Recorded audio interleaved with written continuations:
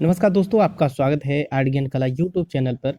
और इस वीडियो में आपको आईजीडी बॉम्बे आर्ट के एग्ज़ाम से रिलेटेड बातें होंगी। यानी जैसा कि आप जानते हैं कि 30 सितंबर और 1 अक्टूबर को आईजीडी बॉम्बे आर्ट का एग्ज़ाम होना है, सन 2022 वाला। ठीक है, तो इसमें क्या होगा कि किस तरीके से पैटर्न रहेंगे क्वेश्चन के, क्योंकि बहुत से स्टूडेंट के ये डाउट रहते हैं कि क्योंकि सभी पहली बार ही देते हैं, तो किस तरीके के क्वेश्चन आएंगे, किस तरीके से पूछा जाएगा, पेपर मॉडल कैसा रहेगा। तो उसी पेपर मॉडल के बारे में इस वीडियो में आपको बताऊंगा। जैसा कि आप यहाँ पे देख पा रहे हैं, सिलेबस लिखा है, ठीक है, लेकिन उसमें पेपर मॉडल के बारे में विधिवत लिखा है। ठीक है, किस तरीके से पेपर मॉडल रहेगा। आईजीडी बॉम्बे आर्ट का अभ्यासक्रम ये रहेगा। पहले क्या होता था कि आईजीडी बॉम्बे आर्ट का जो एग्ज़ाम होता था, उसके जो पेपर होते थे वो 6 पेपर होते थे। तो उस 6 पेपर को 3 दिन में कराया जाता था। ठीक है, तो 3 दिन में कराया जाता था। एक पेपर 2 दिन में ख़त्म होता था, 3 दिन में 6 पेपर आराम से इसको संपन्न करा लिया जाता था। अभी क्या है, इसके पेपर मॉडल चेंज कर दिए गए हैं, तो आपका 4 पेपर होना है और 2 पेपर एक दिन में होगा, यानी 30 को फर्स्ट और सेकंड, और 1 तारीख को थर्ड और फोर्थ पेपर होके कंप्लीट हो जाएगा। इसमें कैसे मॉडल रहेंगे, इसके बारे में सारा विधिवत बातें होंगी। ठीक है, इस समय का जो पेपर है वो फर्स्ट पेपर स्टिल लाइफ है। ठीक है, स्टिल लाइफ पूछा जाएगा। फर्स्ट पेपर आपका स्टिल लाइफ होगा 30 तारीख को, और मेमोरी ड्राइंग जो होगा वो 30 तारीख को सेकेंड मीटिंग यानी 2:30 पे 4:30 तक होगा। और 1 तारीख को जो होगा वो डिज़ाइन होगा, और दूसरा पेपर जो होगा वो geometry, solid geometry and lettering, ठीक है, लेखन। ये इस प्रकार से 4 पेपर बनाए गए हैं। पहले जो होता था 6 पेपर। तो पहले के कुछ मॉडल पेपर मेरे पास हैं, मॉडल हैं जो कि उसमें आपको ये मालूम हो जाएगा कि किस तरीके से पेपर को देना है, किस तरीके से एग्ज़ाम में पेपर आएगा। मॉडल इसके देख लेते हैं। तो पहले के जो पेपर मॉडल है उसके बारे में इसमें डिटेल से जानकारी लेते हैं। आइए स्टार्ट करते हैं। और हमारे चैनल को सब्सक्राइब नहीं किया तो प्लीज़ सब्सक्राइब करके बेल आइकन जरूर दबाएं, ऑल पे क्लिक करें। आइए देखिए, इसमें देखिए स्थिर चित्रण यानी स्टिल लाइफ के बारे में क्या दिया गया है। स्टिल लाइफ में आपको देगा, इस प्रश्न के अंतर्गत हम रूप भेद पोत और रंग, फॉर्म, टोन, कलर अध्ययन करेंगे। ठीक है, यानी स्टिल लाइफ में आपको बनाते वक्त रूप भेद, पोत, रंग, फॉर्म, टोन, कलर, इन सभी का ध्यान देना होगा। परीक्षार्थियों को अपने सामने रखे हुए कम से कम 4 या 5 वस्तुओं के समूह का तथा पार्श्व वस्तुओं का चित्रण करना होगा। स्थिर चित्रण में परीक्षार्थियों को बाल्टी, मग, साबुनदानी और न्यूज़पेपर, रोल, तौलिया, मौसमी फल और सब्जी, कद्दू, नारियल, केला, सेब इत्यादि का एक समूह होगा। ठीक है, इन सभी में से कोई किसी तरीके से इसे रखा जाएगा और उसी को बनाना होगा।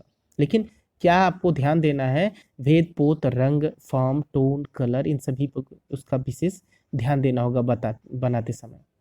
चित्र को रंग करते समय समूह की वस्तुओं में पड़ने वाले छाया प्रकाश के प्रभाव को सुस्पष्ट तरीके से दिखाने का ध्यान रखें। ठीक है, तो आवश्यक निर्देश क्या रहेगा, किसी भी यांत्रिक औजार का इस्तेमाल करना मना होगा। वस्तु संयोजन को रंग करने में पोस्टर, जल रंग, देखिए बहुत से क्वेश्चन ऐसे रहते हैं कि कौन सा कलर लेके जाए, तो यहाँ पे स्पष्ट लिखा गया है।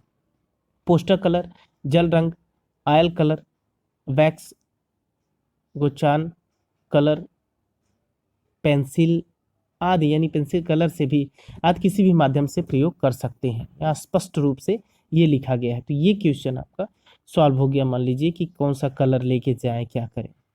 आगे पहले जो तृतीय पेपर होता था वह प्रकृति चित्रण होता था, नेचर ड्राइंग। ठीक है, तो नेचर ड्राइंग में क्या चीज़ ध्यान दिया जाता था, ये सब चीज़ ध्यान देंगे आप।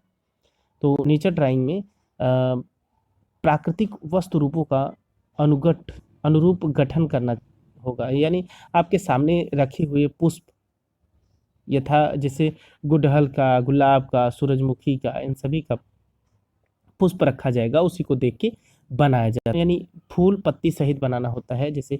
और इसमें विशेष निर्देश क्या दिया गया है, विशेष ध्यान देने वाली क्या बात है, किसी भी यांत्रिक औजार का इस्तेमाल नहीं करना है और पारदर्शी जल रंगों का प्रयोग करेंगे।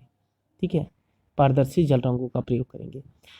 मेमोरी ड्राइंग में आपको जैसा कि मेमोरी ड्राइंग पूछा जाएगा इस बार भी, तो मेमोरी ड्राइंग में क्या रहेगा, इस प्रश्न पत्र के अंतर्गत किसी वस्तु या घटना का जिसका हमें पूर्वानुभव हो, किसी घटना हो जिसका पूर्वानुभव हो, पूर्वा पहले से ही उसका स्मृति चित्रण में, यानी उसका स्मृति हो आपको, तो उसको बनाना होगा। सुस्पष्ट रेखांकन होना चाहिए, किंतु अनिच्छाकृत अपने कृति चित्रण संयोजन भावाभिव्यक्ति की ओर अधिक ध्यान देना चाहिए। देखिए इसमें क्या होगा, आपको मेमोरी ड्राइंग में आपको विशेष क्या ध्यान देना होगा, जल रंग, आयल रंग तथा वैक्स क्रेयॉन का प्रयोग कर सकते हैं इसमें। ठीक है, और किसी भी यांत्रिक औजार का प्रयोग नहीं करना है। अब आता है डिज़ाइन। डिज़ाइन जो कि पूछा जाएगा इस बार, तो डिज़ाइन में क्या किया जाएगा, आपको इस प्रश्न पत्र में हम कल्पनाशील, रचनात्मक क्षमता का विकास तथा लय संतुलन आदि का भी विकास करना सीखते हैं।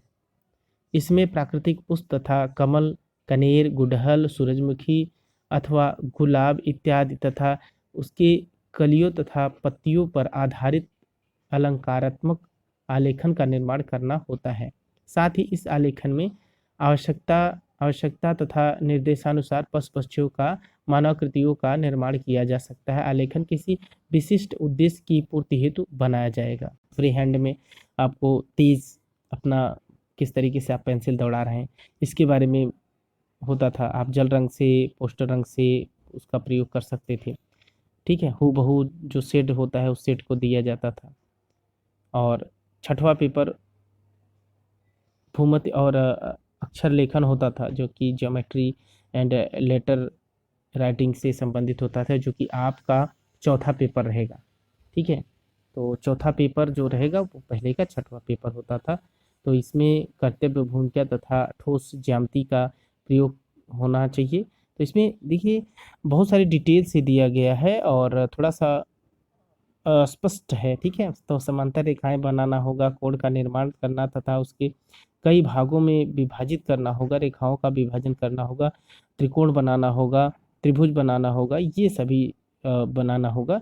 तो इसमें विशेष करके निर्देश दिया गया है। हमारे टेलीग्राम चैनल पे आपको ये सारी पीडीएफ आपको वहीं पे मिल जाएगी और वहाँ पे जाके वीडियो इसको पढ़िए, देखिए, दोहराइए और इसको बढ़िया से करिए और इसको रिवीजन करके बढ़िया से तैयारी करके जो भी सामग्री लगती है उसको लेके, अपना एडमिट कार्ड लेके अपने एग्ज़ाम सेंटर पे कुछ घंटे पहले ही पहुंच जाएंगे तो